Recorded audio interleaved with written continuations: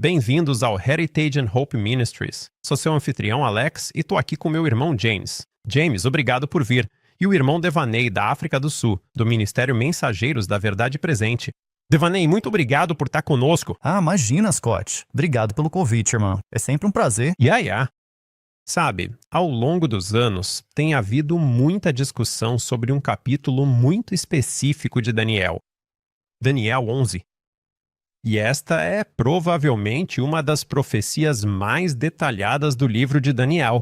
Penso que no livro de Daniel, e até mesmo no livro do Apocalipse, esta é uma das profecias mais abrangentes, detalhadas e complexas que existem. E certamente está além do escopo de apenas um vídeo explicar isso por completo. Quero dizer, há pessoas que dedicaram anos de suas vidas tentando desvendar os detalhes desse capítulo tão importante. E existem algumas visões diferentes e divergentes sobre esse capítulo. Tem gente que interpreta de uma forma e outros de outra, principalmente a partir do versículo 40. Na verdade, isso começa um pouco antes do versículo 40. Então, por volta do versículo 36 é onde você começa a ver a mudança acontecer. Mas, só para contextualizar, o livro de Daniel, como sabemos, começa em Daniel 2 com uma imagem de metal. E depois há 4 bestas em Daniel 7. Então, Daniel tem esse tipo de estrutura de repetir e ampliar. Estrutura quiástica? Sim, ao longo do livro onde há esse repetir e ampliar. Então, os 4 poderes foram classicamente dentro do Adventismo e, claro, dentro do Protestantismo, e até mesmo algumas fontes católicas identificaram esses poderes como Babilônia, Medo-Pérsia, Grécia e Roma. Agora, os católicos vão dizer Roma pagã, mas claro, nós reconhecemos a mudança de Roma pagã para Roma papal. Então, esses 4 poderes, Babilônia, Medo-Pérsia, Grécia e Roma, nós os vemos em Daniel 2, nos 4 metais. Vemos as 4 bestas de Daniel 7. E então, passando por Daniel 11, vemos o mesmo tipo de padrão repetitivo passando pelos poderes. Eles também aparecem em Daniel 8, que são os 3 últimos poderes. Certo, sim. Então, quando você chega a Daniel 11, a verdadeira questão é, sabe de uma coisa? Afinal, do que se trata nos versículos finais?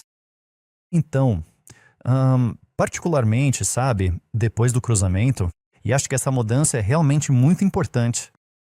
Isso acontece porque nós observamos um princípio fundamental no Novo Testamento, onde não são mais apenas o povo de Deus, você sabe, a nação de Israel como um todo, ou, sabe, identificados apenas como judeus.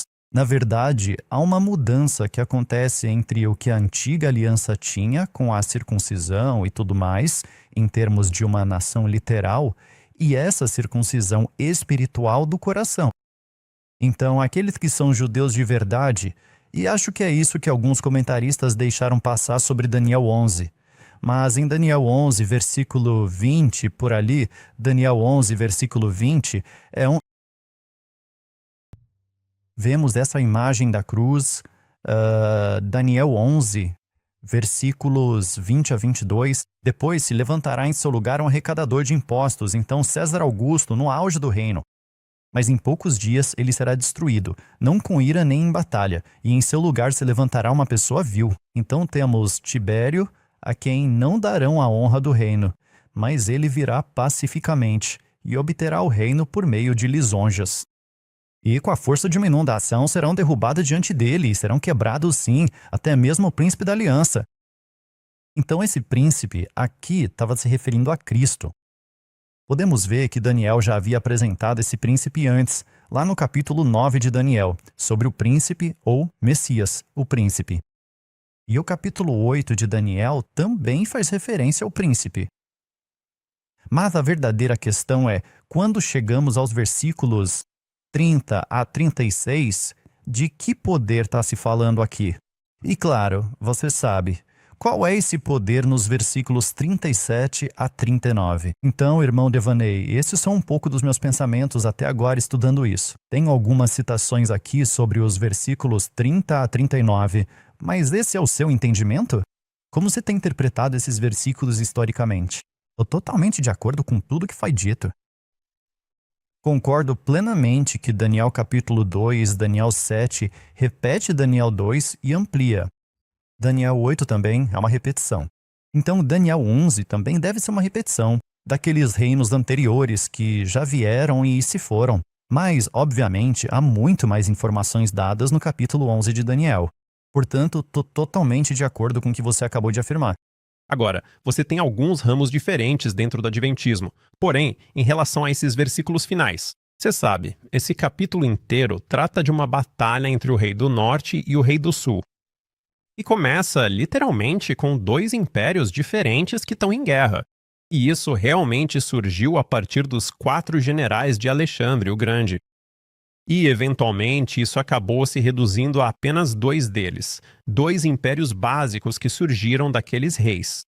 E, obviamente, estamos falando de várias gerações que se passaram aqui. Então, toda a batalha, que, se você ler até mesmo o cabeçalho na Bíblia, vai falar sobre os reis do sul e do norte. Tudo gira em torno dessa batalha entre esses 2 reinos.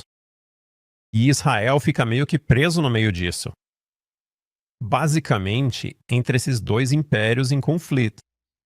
Então, sabe, se você ouviu o Uriah Smith no livro dele, Daniel e Apocalipse, Ele tem uma visão diferente da de algumas outras pessoas, onde ele realmente fala sobre a Turquia estar envolvida aqui.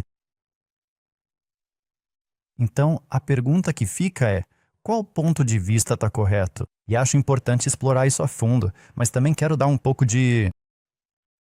Adoto um tom cauteloso aqui, pois acredito que este assunto se tornou motivo de grande controvérsia para muitos, onde, se você não concorda com determinada opinião sobre isso, sua opinião é completamente descartada. E creio que este foi, de fato, um grande ponto de discórdia em 1888. Sim, na Carta 37 de 1887, Ellen White diz que seu marido, James White, publicou algumas ideias, mas ressaltou que ele tinha opiniões em certos pontos que diferiam das de seus irmãos.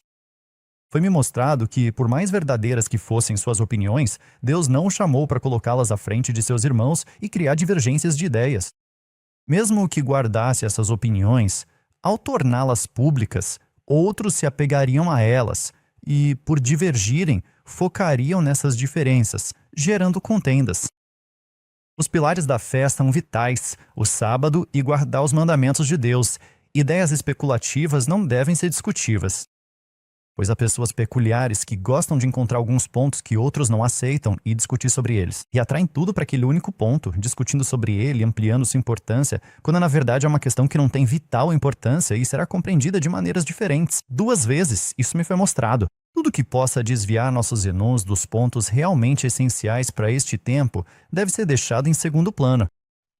Então, isso aqui é realmente fundamental, porque ela continua dizendo que Cristo não revelou muitas coisas que eram verdadeiras, porque isso criaria divergências de opinião e geraria disputas. Mas jovens que não passaram pela experiência que tivemos estariam tão dispostos a entrar em uma discussão quanto a evitá-la?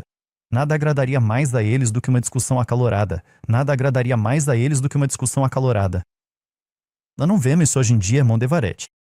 Nós não encontramos pessoas que só querem ter uma discussão acalorada. Isso é verdade. Isso é verdade. Então, nesse sentido, só quero dizer, se você está assistindo a isso, se você tem amigos que acreditam na posição da Turquia, não estamos propondo que isso seja algo para causar divisão. Não estamos promovendo isso como uma ideia para ser um teste de comunhão. Absolutamente não. Não é algo sobre o qual devamos discutir ou brigar. Pitching é uma polêmica. What? Sim, de uma forma controversa. Alguns pontos, creio eu, de verdade, que são importantes nesta discussão, mas temos que ter muito cuidado em como abordamos. Agora, no entanto, toda a Escritura é dada para repreensão e correção, e é uma profecia que foi escrita e preservada ao longo de incontáveis eras para nosso estudo e edificação, certo? Então, não devemos simplesmente descartá-la e dizer: é muito polêmico, não podemos estudar isso. Acho que tem que haver um meio termo cuidadoso, mas acredito que precisamos ser muito cautelosos. Que a gente não se desvie demais só para levantar uma questão e ficar discutindo por discutir. Ou, por outro lado, dizer simplesmente: não dá, sabe? Temos que realmente afastar as pessoas disso. Por causa disso, porque, sabe, elas não acreditam exatamente como eu acredito. Então, o pano de fundo de parte da influência de onde surgiu a ideia sobre o turco, podemos voltar até Lutero em 1548, que A ideia de que o pequeno chifre que surge depois dos 10 chifres era, na verdade, o turco. Então, havia um certo resquício da reforma, onde a ideia de que o turco era, na verdade, uma posição que hoje conhecemos claramente como papado, isso vem dos tempos de Lutero.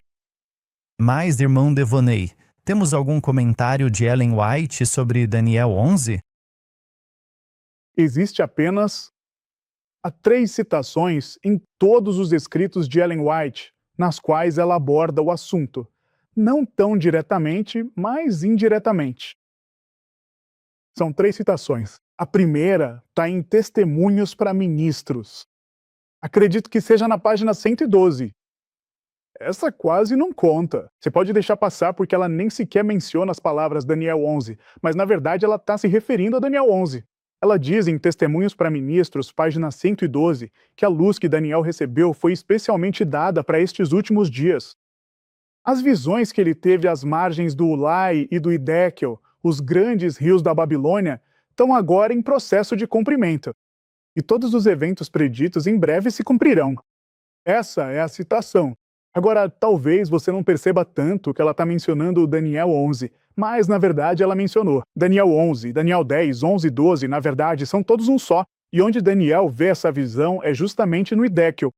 Então essa é a primeira citação onde Ellen White realmente fala. Não é tão claro, mas ela diz que aquelas profecias que Daniel viu no Hiddekel estão se cumprindo. O segundo lugar é no volume 9, página 14, onde ela fala diretamente sobre Daniel 11.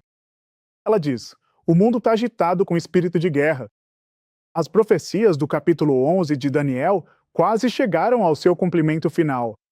Então, quando Ellen White estava escrevendo, ela estava realmente dizendo que estamos nos últimos versos de Daniel 11, pelo menos quando ela escreveu isso no volume 9, que estamos nos versos finais. E na última citação, eu acho que há mais nessa citação do que em todas as 2 anteriores. Vou apenas ler. Isso se encontra em Publicações de Manuscritos, volume 13, página 394. Isto é o que diz o profeta. Ela afirma que a profecia do capítulo 11 de Daniel está quase totalmente cumprida. Uma grande parcela da história que veio a se desenrolar no cumprimento desta profecia se repetirá. Agora, gostaria de fazer uma breve pausa reflexiva antes de continuar. Então, ela diz que grande parte da história do capítulo 11 de Daniel, obviamente, se a história que já aconteceu, ela diz que será cumprida. Agora, eu fico me perguntando a que parte da história ela está se referindo, porque ela diz que vai nos contar exatamente qual parte de Daniel 11 ela considera como história, que já aconteceu, mas que vai se repetir. Ela vai deixar isso claro para nós. Então, vou continuar a citação. Ela diz, no versículo 30, fala-se de um poder que ficará indignado e voltará, e terá indignação contra o santo concerto. Agora, Deuteronômio 4,13 diz o que é o santo concerto, é a lei. Então ele fará isso, ele até voltará e terá entendimento com aqueles que abandonam o santo concerto. Depois, ela cita os versículos 31 a 36. Dessa maneira, ela afirma que isso, de forma muito semelhante ao que está detalhado nessas palavras, vai acabar acontecendo muito em breve. Então, Ellen White está explicando que o que lemos dos versículos 30 a 36, essas cenas vão se repetir. Essas são as 3 citações nas quais Ellen White fala. Agora, eu acredito que os versículos 30 a 36 se repetem nos versículos 40 a 45. É aqui que eu vejo a competição. Você... Sabe, existe algo que... Ela disse ali algo que acho que precisa ser enfatizado, e está no 30º verso. Um poder é singular. Fala-se em poder, e então ela cita os versos 30 a 36. Agora, o motivo pelo qual isso é fundamental é porque o Uriah Smith transfere o verso 36 para um poder diferente, e ela está conectando o 36 a este. Mas, na verdade, se você olhar para as cenas aqui, se eu olho dos versos 30 a 36, o 33 é significativo. Aqueles que entendem entre o povo instruirão a muitos, mas cairão pela espada, pelo fogo, pelo cativeiro e pelo saque. Se o poder no final de Daniel 11 é a Turquia, o que estamos dizendo é que a Turquia será responsável por fazer com que o povo do concerto caia pela espada, pelo fogo, pelo cativeiro e pelo saque, por muitos dias. Para mim, isso não faz sentido. Eu não vejo isso em lugar nenhum. O grande conflito. Há outro aspecto aqui sobre esses versos, ao qual muitos recorrem, que são as regras de interpretação de William Miller. E o que acho interessante é que, quando vou ler as regras de interpretação de William Miller, penso que elas são muito, muito boas e acredito que há muita verdade ali a ser extraída. Mas como o próprio William Miller aplica essas regras? Lemos, a partir de evidências das Escrituras e da história, sobre a segunda vinda de Cristo por volta do ano de 1843, que William Miller aplica essas regras aos versos 36, 37, 38 e 39, a papado. Ele diz, e o rei fará conforme a sua vontade, e ele se exaltará e se engrandecerá acima de todo Deus. Agora, algumas pessoas perguntaram, como foi que o papado, se elevou acima de todo Deus? Mas o que eu encontro é que, no Catecismo do Concílio de Trento, eles afirmam que seus bispos ou padres são justamente, por isso são chamados não apenas de anjos, mas até mesmo de deuses? Pelo fato de exercerem no meio do povo o poder e as prerrogativas do Deus imortal. Assim, o papado identificou ou elevou o Papa como um sacerdote universal, o que o coloca acima de qualquer outro sacerdote por aí. Ele se coloca acima de todos os deuses, de todos aqueles que eles consideram basicamente sacerdotes subordinados a Deus. Certo. E você? Há também um paralelo entre Daniel 11, versículo 36 e Daniel 7, versículo 25, assim como 2 Tessalonicenses 2,4, onde o homem do pecado se opõe e se exalta acima de tudo o que é chamado de Deus. Então, William Miller percebeu isso. E também no versículo 37, quando diz: neste trecho temos uma descrição clara do papado. É isso que William Miller diz. Então, se estamos usando as regras de Miller para esses versículos, como o próprio William Miller chegou a essa conclusão? Na verdade, ele interpreta isso como sendo papado. Então, sim, com certeza, eu realmente acredito que há um elemento aí que precisa ser cuidadosamente reavaliado e analisado novamente. Mas o que encontramos, irmão Devon? O que acontece nos versículos 40 a 45? Como isso se relaciona com a crise final em A Marca da Besta? Há alguma evidência nesses versículos que se conecte à mensagem do terceiro anjo? Sim, definitivamente. Então, só para complementar o que você disse, irmão, antes de analisarmos esses versículos, por que a Turquia não pode ser essa figura final em Daniel 11? Porque em Daniel 12, versículo 1, é Miguel que se levanta. Esse é o fechamento geral do tempo de graça da humanidade. E então você vê uma ressurreição acontecendo. Agora, no livro Testemunhos para Ministros, página 117, Ellen White diz: o Senhor nos chamou e nos deu uma mensagem para expor a maldade do homem do pecado. Isso tem um papel importante no encerramento da história desta terra. Então, a inspiração está dizendo que o poder que tem grande destaque no encerramento da história desta terra é o homem do pecado, o poder papal. Você pode procurar em toda a inspiração, em lugar nenhum da inspiração. Ellen White alguma vez sugere que a Turquia desempenha ou desempenhará um papel fundamental nos eventos finais da profecia bíblica? Agora, eu acredito que eles podem ter um papel, mas não um papel fundamental. É o papado, o homem do pecado, com base na inspiração. Então, Daniel, capítulo 11, o que estou vendo, por quê? Acredito também que esta seja uma parte poderosa da Bíblia.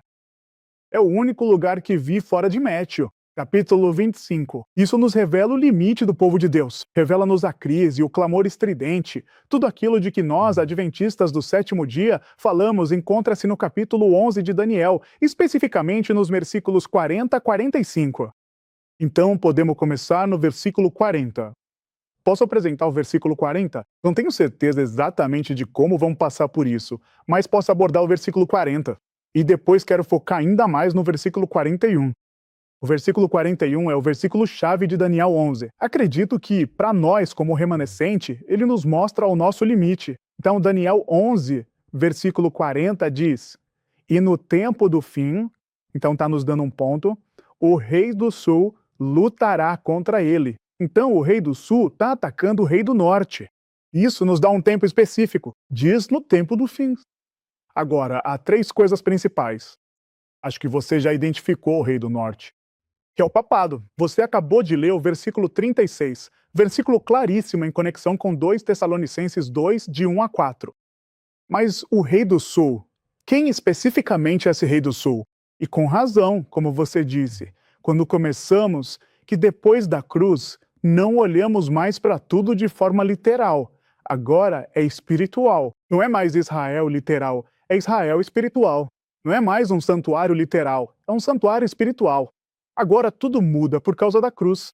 Então algumas pessoas perguntam por que também fazemos essa transição de uma interpretação literal de Daniel para uma interpretação espiritual quando chegamos aos versos finais ou ao meio de Daniel? É por causa da cruz.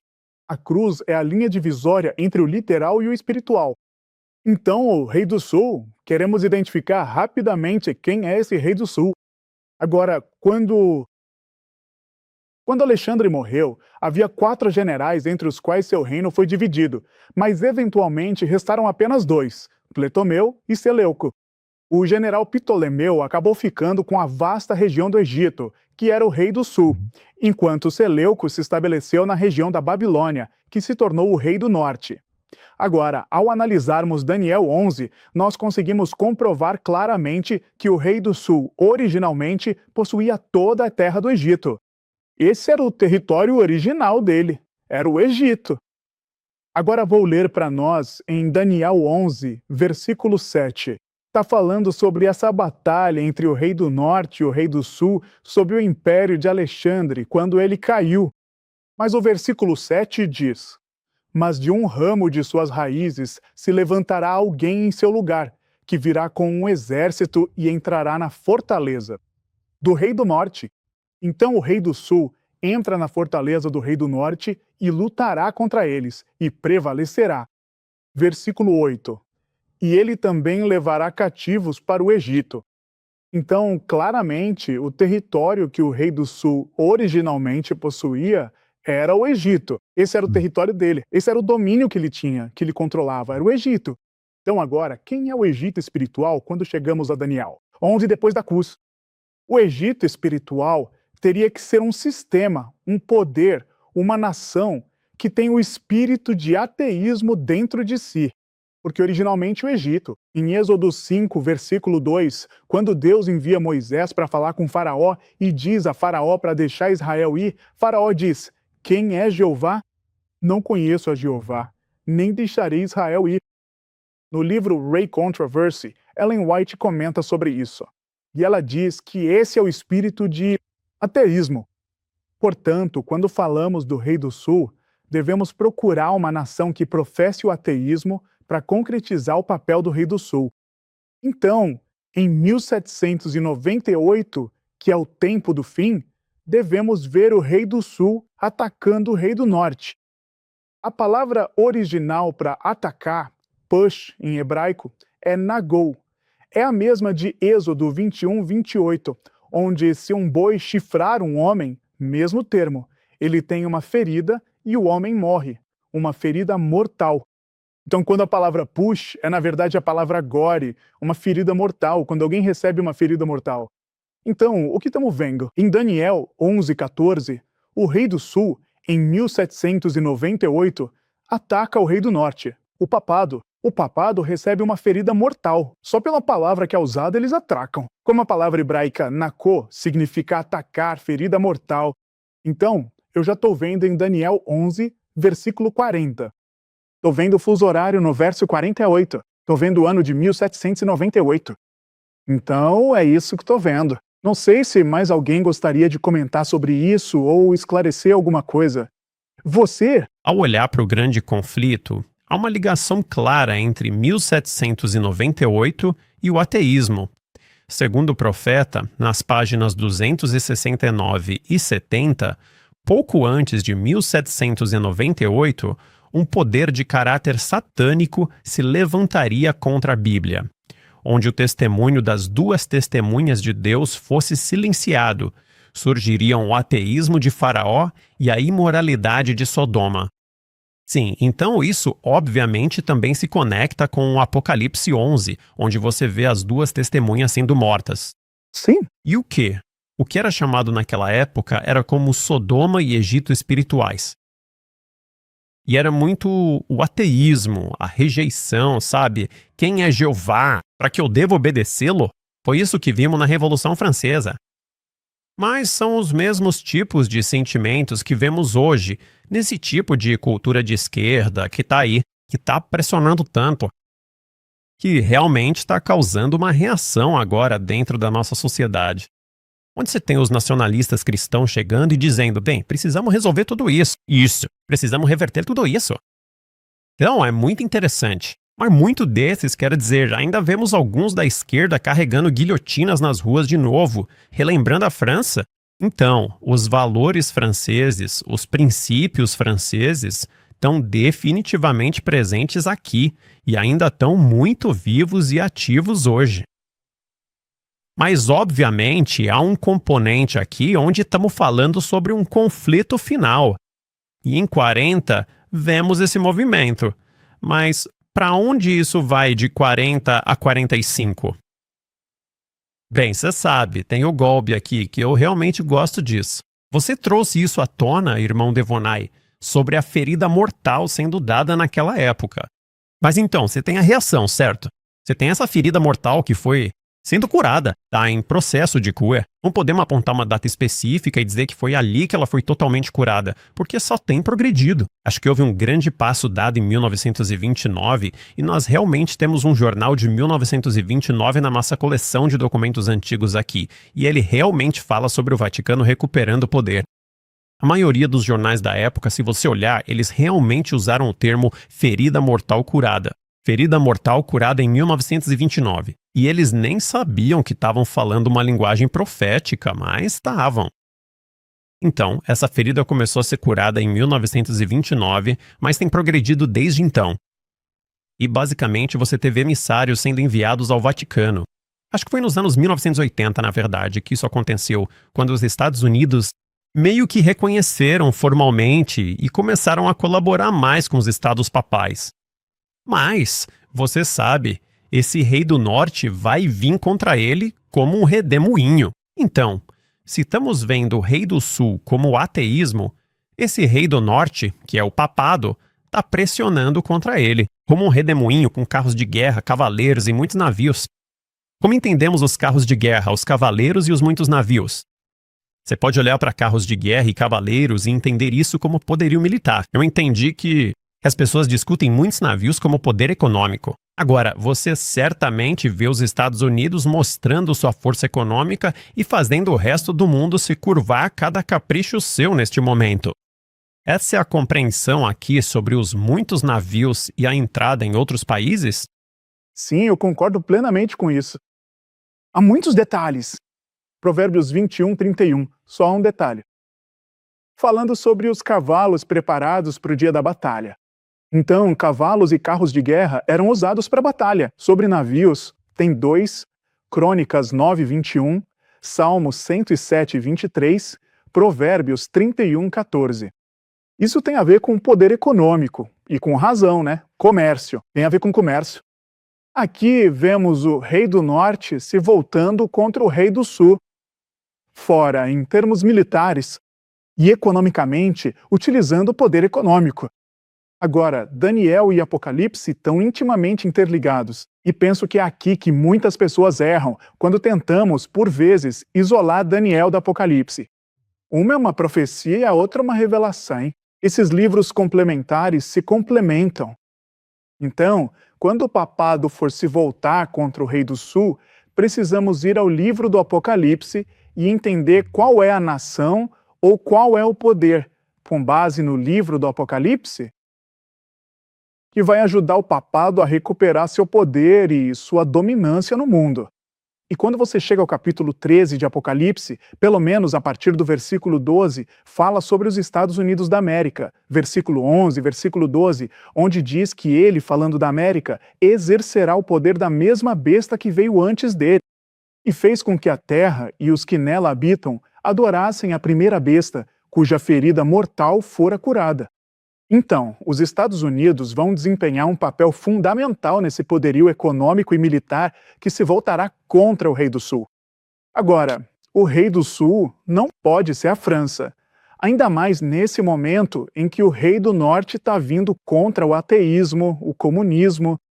Isso tem que representar especificamente um poder que a França teve naquela Revolução Francesa. Eles renegaram Deus, rejeitaram Deus, mas logo depois perceberam que não podiam existir sem Deus. Então, quando o papado estiver voltando ao poder, ele vai lutar contra diferentes nações. O mesmo espírito, mas vai ser em nações diferentes, especificamente União Soviética, Rússia e os países ao redor da Rússia. Então, vejo esse versículo sendo cumprido. Vejo partes dele sendo cumpridas. No colapso da União Soviética. Agora, tenho alguns artigos da revista Time que gostaria de ler. Trabalhando em uma estreita colaboração, o governo dos Estados Unidos e o Papa João Paulo II uniram forças com o objetivo de derrubar o regime da União Soviética. E eu quero ler isso aqui, isso é da revista Time. Agora, na revista Time, na verdade a capa, tá lá, uma aliança sagrada, com Reagan e o Papa João Paulo II. Falando sobre Gorbachev, diz o seguinte: eles estão na espaçosa biblioteca cerimonial do Palácio Apostólico do século XVI. Agora, escute isto. Falando sobre Gorbachev, diz o texto, o czar do ateísmo mundial, Mikhail Gorbachev, visitará o vigário de Cristo, o Papa João Paulo II. Interessante. A revista Time o reconhece como o Zoar do ateísmo mundial. Tem uma foto dessa avaliação. Está aqui na minha tela uma imagem do Papa e, como a revista Time o chamou, o Zohar do ateísmo mundial. E então continua e diz isso, o mesmo artigo continua. Além disso, afirma que o encontro dos dois homens simboliza o fim do século XX, o período mais dramático da guerra espiritual. Interessante. A revista Time afirma que foi uma guerra espiritual, um conflito no qual a força aparentemente irresistível do comunismo se chocou contra o objeto inabalável do cristianismo. Interessante. Então, a revista Time diz que houve uma batalha entre o cristianismo e o comunismo, que seria o Rei do Norte, obviamente um cristianismo falsificado, e o Rei do Sul. Portanto, a revista Time reconhece isso, que uma batalha ocorreu. Agora, mais um artigo sobre este assunto da revista Same Time, diz o texto. Naquela histórica e decisiva reunião, Reagan e o Papa estabeleceram um acordo mútuo para levar adiante e coordenar uma campanha clandestina com o objetivo de intensificar e apressar a dissolução total do Império Comunista. Interessante, declara Richard Allen, o primeiro conselheiro de segurança nacional de Reagan. Essa foi uma das grandes alianças secretas de todos os tempos. Então, o que eles estão simplesmente dizendo, a revista Time está simplesmente dizendo isso, para derrubar o comunismo e apressar seu fim, os Estados Unidos tiveram que se unir ao papado para derrotar o comunismo. É aqui que estou vendo, Daniel 1140b. Vejo isso sendo parcialmente cumprido na queda da União Soviética, em seu colapso, o que levou os Estados Unidos, você e o papado, a se unirem para derrubar o comunismo. Você. Achei interessante que, ao ler esses versículos, Uriah Smith destacou no versículo 32 o seguinte: ele reconheceu o povo de Deus na época, o povo da aliança, como valdenses, albigenses, huguenotes, etc. Portanto, trata-se aqui de um reconhecimento muito espiritual dessa nova aliança, sabe? O Israel espiritual. Mas nos versículos posteriores, ele muda sua perspectiva para se concentrar na Jerusalém literal. E isso realmente me faz pensar, sabe, no fim dos tempos. Será que vamos migrar para a hermenêutica? Ali, por causa da espiritualidade do povo de Deus? Israel? De repente, nos versículos finais, o foco passa a ser a antiga Jerusalém, como sendo, você sabe, o Monte Sião naquele momento.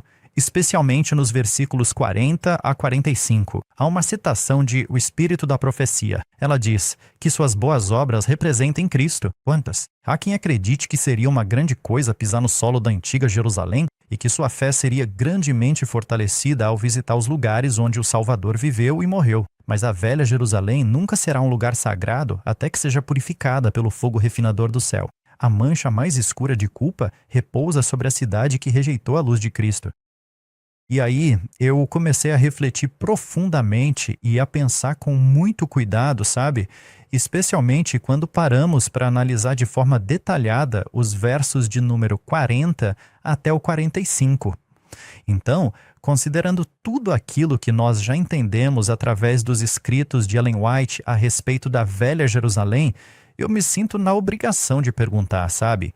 E claro, meu caro irmão Deivani, você trouxe alguns comentários que foram realmente muito bons e pertinentes, eu acredito, sobre todas essas notícias impactantes que estão chegando agora tanto do leste quanto também das regiões do norte.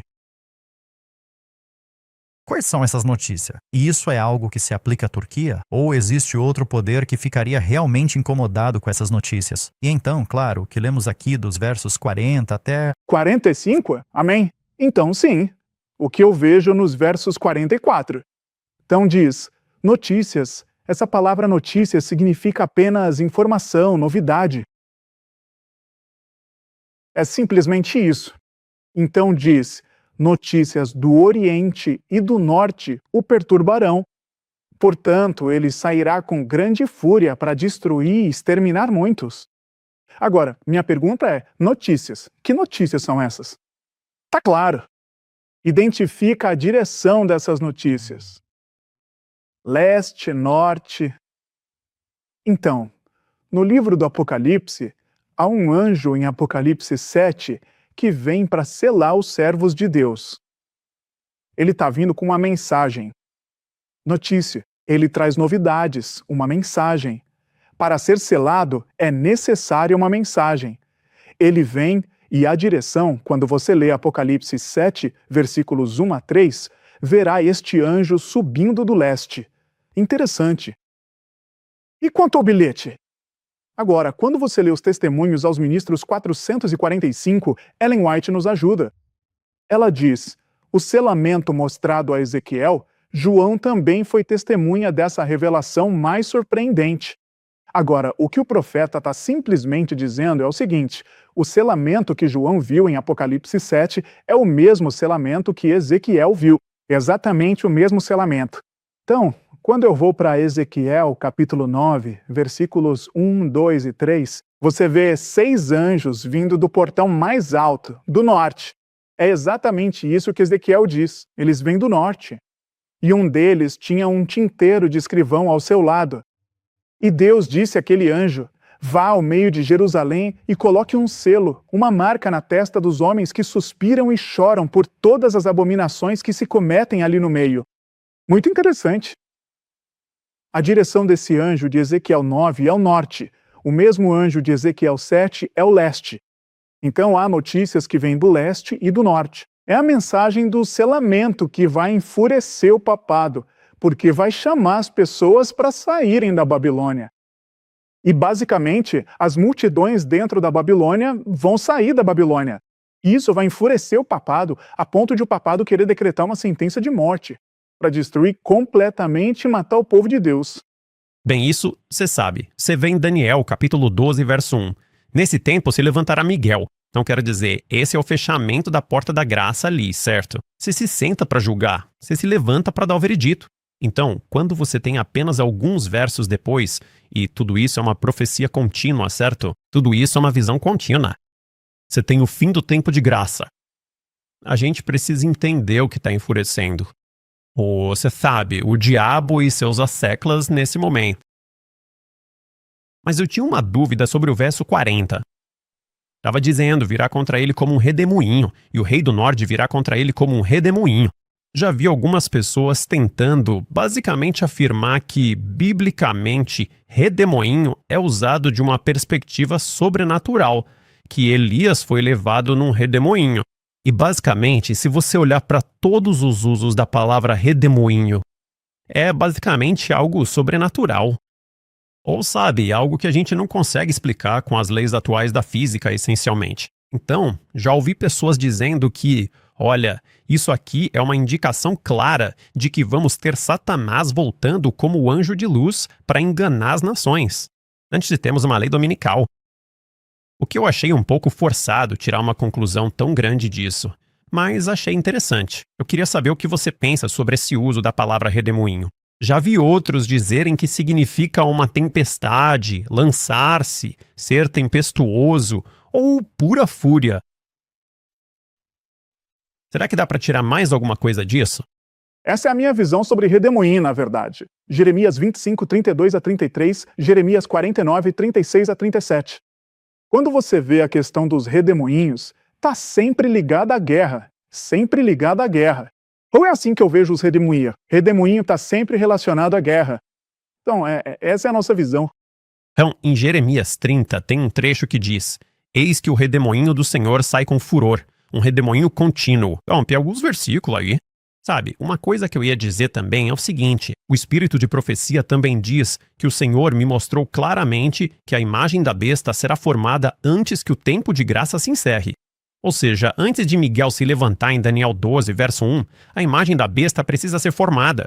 E eu acredito, estudando isso, que a imagem da besta é mencionada no verso 45, porque quando ele plantar as tendas do seu palácio entre os mares do Monte Glorioso.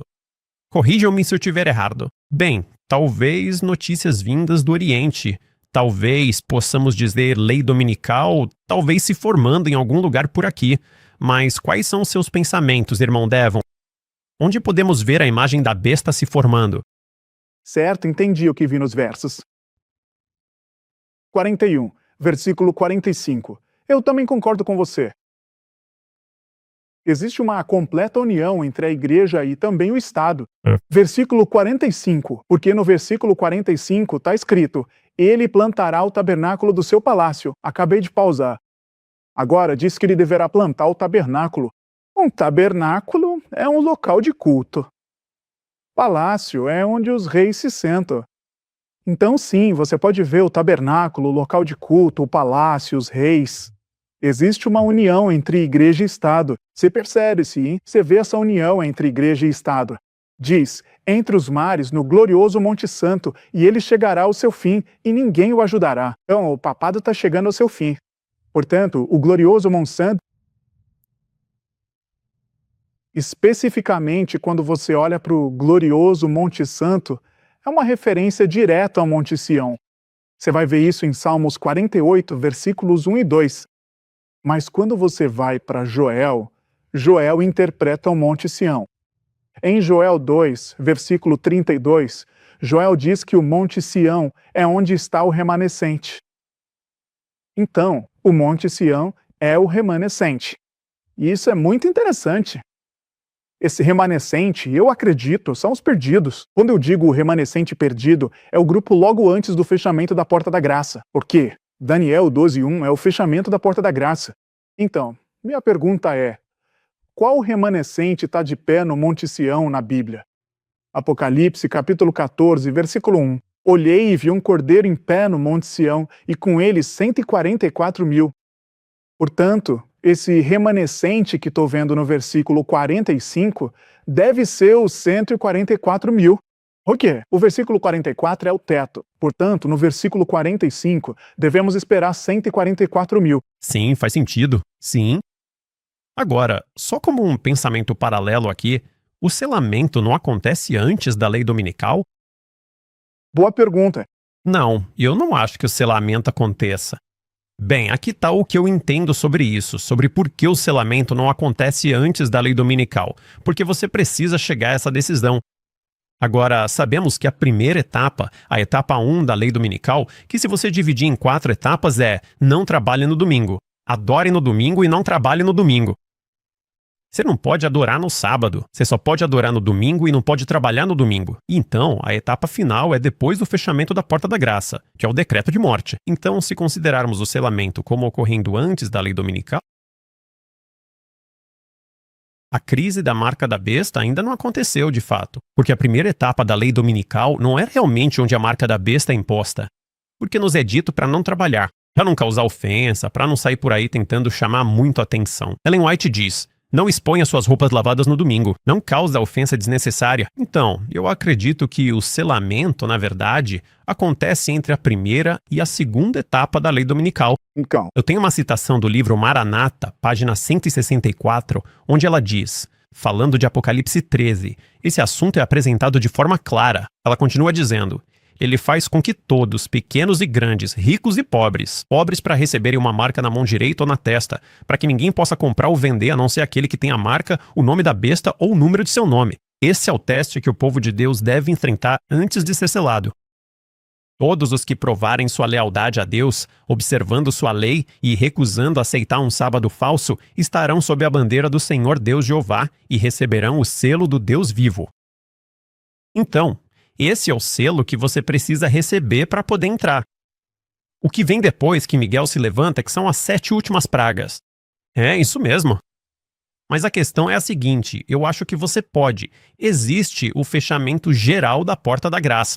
E no fechamento geral da Porta da Graça, sabe, vai haver pessoas até o último momento desse fechamento e finalmente enxergam isso da maneira correta e fazem sua escolha.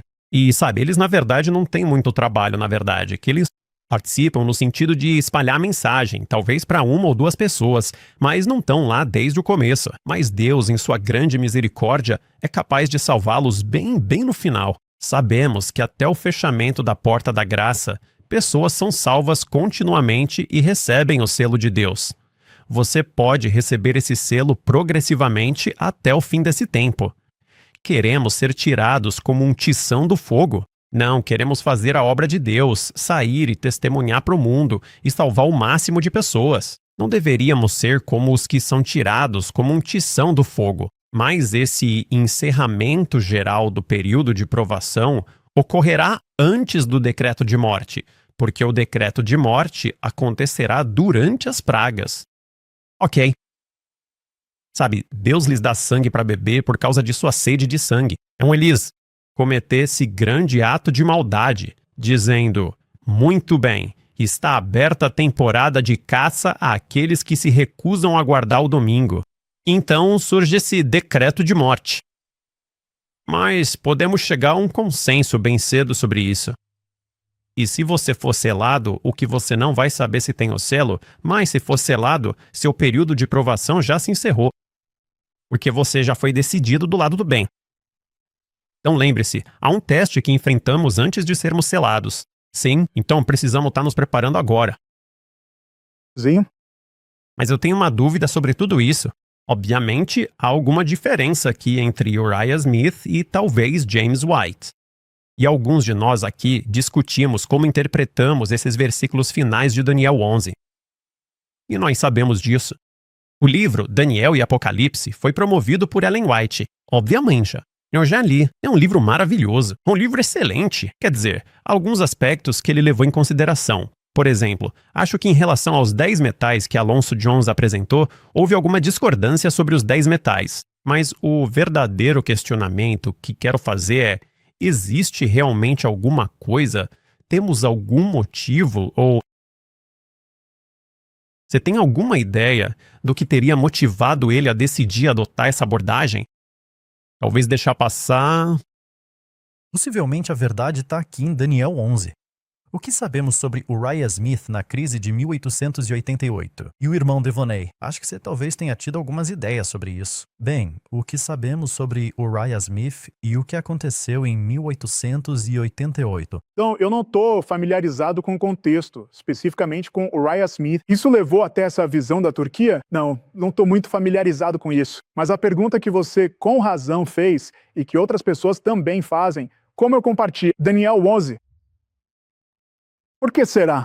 Minha opinião é diferente da de Uriah Smith. Quando Ellen White fez isso, ela, por assim dizer, endossou o livro Daniel e Apocalipse.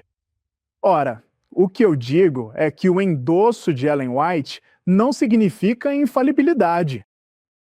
Ao endossar Jones e Wagner, ela o fez completamente. Testemunhos para Ministros, página 91.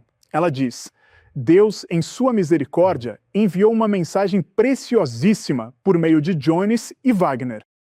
Seu endosso a Jones e Wagner não valida tudo o que eles disseram como correto. Jones e Wagner, como sabemos, acabaram deixando esse movimento. E mesmo enquanto eles ainda estavam no movimento, Ellen White teve que corrigir ele em certos pontos de vista. Jones em Mensagens Escolhidas. Sobre a questão da fé e das obras, e daí? Eu só estou dizendo que esse endosso não significa infalibilidade. Eu acredito que há muitas coisas maravilhosas no livro de Daniel e Apocalipse. Muitas coisas maravilhosas. E sobre a questão de Daniel 11, eu mesmo já li a interpretação dele de Daniel 11. Há muitas coisas lindas na história com as quais eu concordo, mas onde eu discordo é na parte da profecia. Aquela parte que obviamente adota a visão da Turquia. Mas eu acredito que o endosso de Ellen White não significa infalibilidade. A Bíblia e o espírito de profecia, somente essas duas fontes são infalíveis. Todo o resto ainda precisa ser testado pela palavra de Deus e pelo espírito de profecia. Então, Satanás é astuto e nós não devemos cair na armadilha dele. Vejo pessoas se levantando, ministérios surgindo e, infelizmente, estão transformando isso em uma questão de prova. E se você não vê a profecia como eles veem, especificamente sobre a questão da Turquia, então talvez você não vá ser selado. E isso está causando divisão entre o povo de Deus. E isso não é o que Deus realmente quer. Deus quer que oremos juntos, oremos juntos, oremos juntos. Devemos estudar a profecia. Devemos ter a visão correta. Se não virmos tudo com clareza, igualmente quanto à profecia em pontos menores, ainda podemos orar juntos. Mas o foco principal é a preparação para a crise que vem. E é isso que devemos fazer, não nos dividir, mas nos unir. Amém. Amém. Sim, concordo plenamente com você. Pensa bem, nos capítulos finais de O Grande Conflito, o foco é todo em Roma. Mesmo que estivéssemos errados e algo ocorresse na Turquia ou no Oriente Médio, nosso foco ao dar a mensagem do terceiro anjo ainda deve ser especificamente Roma, os Estados Unidos e o que fazem em relação à lei de Deus. Fim dos tempos. Então, e eu posso acrescentar isso também, nós também sabemos que se algo viesse a acontecer lá, que por muito tempo, aqueles que adotaram posições futuristas e de profecia bíblica promovidas por Roma têm falado sobre o Oriente Médio, ou fizeram do Oriente Médio realmente o ponto central das suas discussões. Os evangélicos já fazem isso há muito tempo, então vejo o potencial do diabo tentar enganar as pessoas com um grande alvoroço para distrair do que realmente está acontecendo. E eu acho que, como adventistas, ao focarmos naqueles capítulos finais do livro Grande Conflito,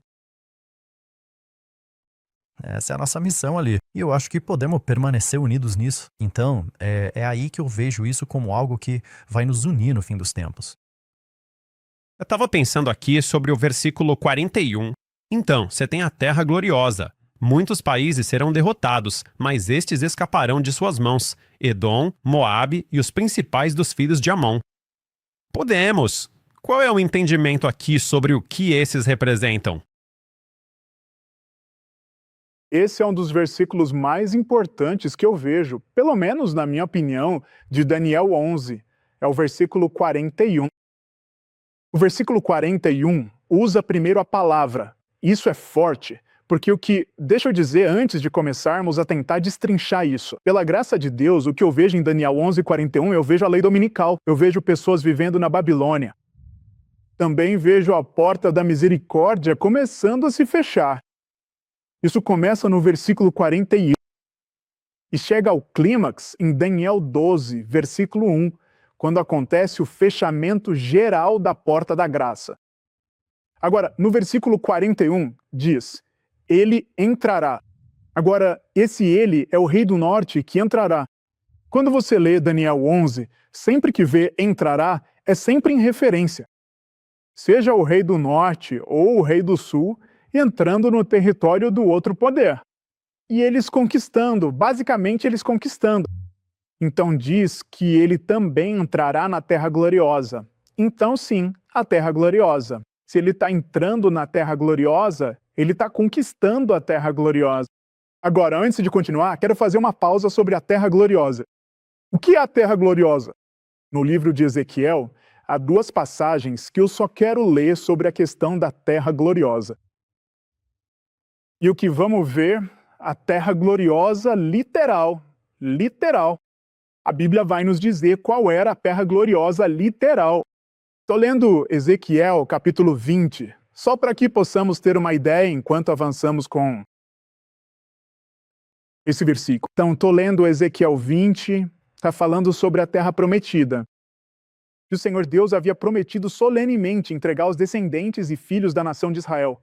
Ele diz: naquele dia memorável, levantei solenemente a minha mão em um juramento para os tirar com meu braço forte da terra do Egito e levá-los para a terra boa e ampla que eu mesmo havia preparado e almejado para eles. Eles, no entanto, deveriam estar atentos. Onde fluem em abundância o leite e o mel, essa é a verdadeira glória divina de todas as terras. Versículo 15. Agora, esse é o verso 6, verso 15. No entanto, também levantei a minha mão para eles no deserto, dizendo que não os levaria para a terra que lhes tinha dado, terra que mana leite e mel, que é a glória de todas as terras. Então, quando Deus fala da terra de Canaã, essa terra, Uau, você poderia falar um pouco mais sobre isso? tá repetido 2 vezes ali. Sim, ele realmente diz isso 2 vezes. Sim. Então ele chama de terra de Canaã, a glória de todas as terras. Então essa terra prometida era a glória de todas as terras. Então minha pergunta hoje é, obviamente não pode ser aquela terra, porque agora nos movemos no espiritual, que hoje é a glória de todas as terras. A terra que tem as bênçãos especiais de Deus, favores especiais. Qual é essa terra hoje? Então eu só vou puxar aqui. Eu sei pra onde você tá indo porque já conheço a citação. Vá em frente. Mano, pode compartilhar com a gente? Ellen White diz que os Estados Unidos têm privilégios especiais. Não lembro as palavras exatas, mas seriam bênçãos únicas, mais que qualquer outra nação. Ela diz isso. Isso está em Maranata 193. Ela afirma categoricamente que o Senhor realizou muito mais pelos Estados Unidos do que por qualquer outra nação no mundo, outro país sobre o qual o sol brilha. Interessante. De novo, Profecia do Espírito, volume 4, página 398. Ela diz: a maior e mais favorecida nação sobre a Terra são os Estados Unidos. Então, com base nessas duas citações, minha conclusão é: o que é a Terra Gloriosa? Depois da cruz, a Terra Gloriosa tem que apontar para os Estados Unidos da América. sim, então. O que estou vendo é o papado entrando na Terra Gloriosa. Agora, essa expressão entrar, se você observar o versículo 7 de Daniel 11, refere-se ao momento em que o rei do sul conquista o rei do norte e diz que ele entrou. Então, entre, é para conquistar. Então, você pode perguntar, mas como o papado conquistaria os Estados Unidos? Como assim? De que jeito? Veja, o que faz a América ser grande? Ellen White diz que é o segredo do seu poder. Ela diz, sim, aí está o segredo de seu poder. Ela diz que são duas coisas. Essas duas feridas na tela são duas coisas: republicanismo e protestantismo. Liberdade civil e liberdade religiosa. Isso é o segredo do poder da América. Mas, ao impor uma lei dominical, a América estará contrariando seus próprios princípios. É isso que a torna grande. E quando isso acontecer, o papado ganhará supremacia na América. Ela diz, em meio a controvérsias, que os protestantes deixaram claro seu objetivo ao tentarem impor uma lei dominical. Ela diz que, quando fazem isso, ela diz, o papado ou a supremacia de Roma na América está garantida. Então, quando os protestantes, porque a lei dominical vem, na verdade, de uma América protestante, mas quando isso acontecer, o papado recuperará a supremacia no mundo, porque o domingo não tem raízes na Bíblia, tem raízes em Roma. Isso está, na verdade, curando a ferida do papado. Então, o que estou vendo no versículo 41 é a lei dominical sendo aplicada, pelo menos na primeira parte. Ele entrará na terra gloriosa. E então, essa é a parte principal. Diz assim, e muitos, essa palavra países foi acrescentada, está em itálico, e muitos serão derrubados. Agora, essa questão da palavra derrubados, isso me mostra que é a lei dominical, ainda mais claramente, porque diz que muitos serão derrubados. Quero que a gente olhe para a palavra derrubados biblicamente. Como a palavra derrubados é usada na Bíblia? Vou falar com Jeremias, capítulo 18, versículo 23. Jeremias 18. Porque está escrito, quando o papado entrar na terra gloriosa, muitos serão derrubados. Então, Jeremias, de 18 anos, vai me ajudar e vai nos dizer o que significa ser derrubado. Jeremias 18, estou lendo o versículo 23. Poderoso, está escrito em Jeremias 18, 23. Contudo, Senhor, tu conheces todos os seus planos contra mim, para me matar.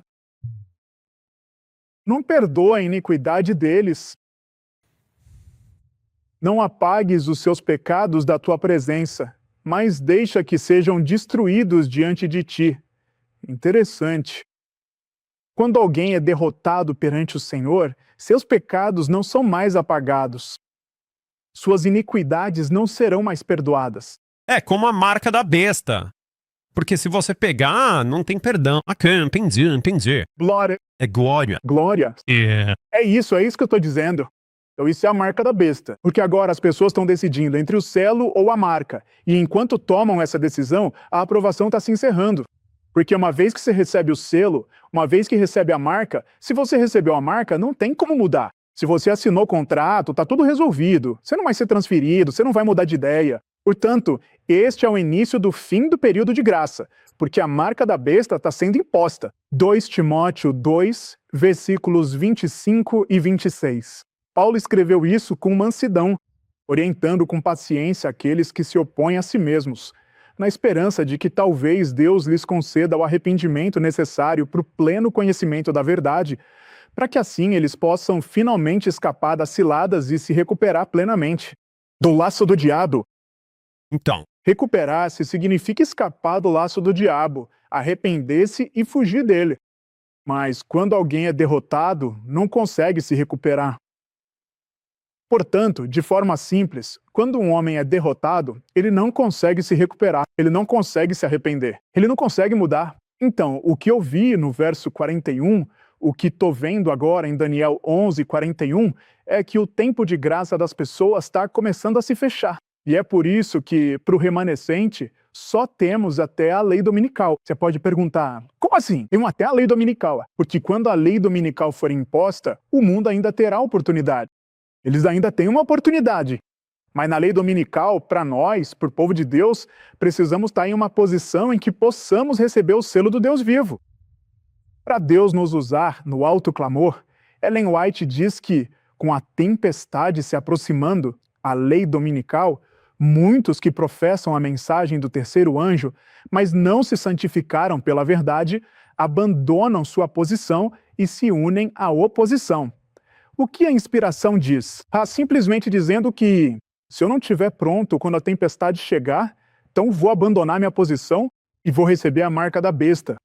Eu preciso estar pronto até a lei dominical. O mundo não tem esse tempo. O mundo ainda terá tempo depois. Nós temos até esse momento. Quando a lei dominical for imposta ao povo de Deus, volume 6 dos Testemunhos, página 130, entramos no juízo dos vivos. Você não se prepara ali, você está prestes a fazer a prova. Você não se prepara, você precisa estar preparado. Diz que estes escaparão das mãos dele. Edom, Moabe e Amon, nações que ficavam fora de Israel. Então, em outras palavras, aqueles que sobrevivem e vivem nesse momento e continuam recebendo misericórdia. E uma oportunidade de escapar são as nações fora de Israel. É tarde demais para Israel, para qualquer um na Terra Gloriosa se preparar neste momento. Mas aqueles que continuam a escapar são Edom, Moabe e Amon. Então, Edom, Moabe e Amon. Sim, explique-me isso um pouco mais, irmão Devaney. Porque se a Terra Gloriosa, como você disse, são os Estados Unidos. Ok, só para dar um resumo aos nossos telespectadores. Então, Daniel 11, verso 40, temos 1798 como o tempo do fim. Você tem o rei do sul, você tem o ateísmo pressionando o rei do norte, ferindo com uma ferida mortal. Essa ferida mortal foi dada em 1798. Então o rei do norte recupera o poder em 1929 em diante e vem como um redemoinho, com grande e feroz força, certo? Carros e cavaleiros, poder militar com muitos navios, força econômica. E ele entrará nos países e transbordará e passará por cima. Na verdade, estaríamos meio que na pausa depois do ponto final ali, no fim do verso 40 ou bem por ali. E então, se ele está entrando na Terra Gloriosa, basicamente conquistando-a, essencialmente, bem, agora temos o primeiro Papa dos Estados Unidos, certo? Temos uma presença muito forte do catolicismo no nosso legislativo dos Estados Unidos neste momento. E então muitos países serão derrubados. Então, o próximo item da agenda, o que você está dizendo, é uma lei dominical. Basicamente, que esse é o próximo passo. Então, novamente, fala de Edom, Moabe e dos Amonitas para eu confirmar se entendi direito. Amém, amém, sim. Então, tudo 100%, estou totalmente de acordo. Então, é o seguinte, Edom, Moabe e os principais filhos desses são parentes de Israel. Eles são parentes. Agora, Edom tem a ver com Esaú. Moabe e Amon têm a ver com os filhos de Ló. Ora, Ló era parente de Abrão. Agora, em Gênesis, capítulo 19, você descobrirá como Moabe e Amon surgiram. Foi através do consumo de vinho. Consumo de vinho. Interessante. É profético. Consumo de vinho. Sim, muito profético. E depois Edom, que é Esaú, em Hebreus 12, versículo 16. Diz que não devemos ser como Esau, o fornicador. Na verdade, deixa eu ler para você porque é interessante. Quando você junta o vinho e o que a Bíblia diz sobre Esaú, para que não haja nenhum fornicador ou pessoa profana como Esaú. Então Esaú é chamado de fornicador. Agora, junte os dois. Fornicação e consumo de vinho.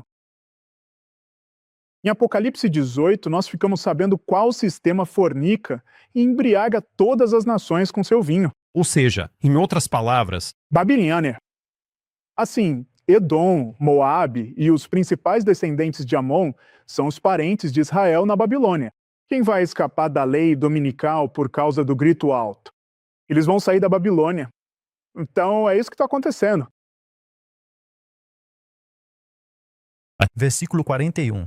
Pensa também em Esaú vendendo seu direito de primogenitura. Quer dizer, isso me lembra o catolicismo vendendo indulgências. mas eles escapam de sua mão, e sua mão é claramente uma referência ao rei do norte, que é o papado. Então, mesmo estando bêbados e sendo, você sabe, fornicadores, eles estão escapando. Sim, Por meio do arrependimento. por meio do arrependimento. Então, na verdade, é uma mensagem de esperança e arrependimento para o mundo. Sim, Basicamente, daqueles que estão dentro desse sistema falso. sim. Ok. Segundo Apocalipse 18:4. Saiam dela, povo meu, para não participar de seus pecados, Pertencente a ela. e não recebam nenhuma das suas pragas. Sim. Isso é fascinante. Ok. E estenderá a sua mão também sobre as terras e o Egito, e ninguém escapará. Então, Egito. Mais uma vez, no Egito espiritual, estamos falando de ateísmo, certo? Então, aqueles que dizem, quem é Jeová? Que eu o adore? Quem faz parte dessa negação de Deus não vai escapar, porque isso se relaciona com a marca da besta, certo? Tá na mão ou na testa? Ou você acredita nisso intelectualmente, sua testa, ou você simplesmente aceita porque, sabe, não quer passar por esse transtorno. E assim se recebe em sua mão a marca da besta. Então, é essa a sua compreensão do versículo 42? Amém, com certeza. Porque, com base em Apocalipse capítulo 13, diz que ele fez com que todos recebessem. Acredito que é o versículo 16, 17. Ele fez com que todos, tanto pequenos quanto grandes, ricos e pobres, livres e escravos, recebessem uma marca na mão direita ou na testa. Então, tá claro que o ateísmo vai deixar de existir. Ou você está no cristianismo apóstata e tem a marca da besta, ou você é verdadeiro e leal e tem o selo de Deus. Então, não existe mais ateísmo.